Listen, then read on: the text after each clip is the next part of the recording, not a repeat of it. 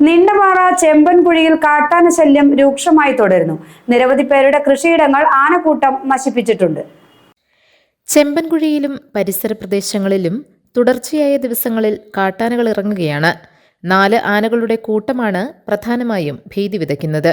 വീടുകളുടെ മുറ്റത്ത് വരെ ആനകളെത്തി. തുരത്താനുള്ള ശ്രമങ്ങൾ പോലും പരാജയപ്പെടുകയാണ്.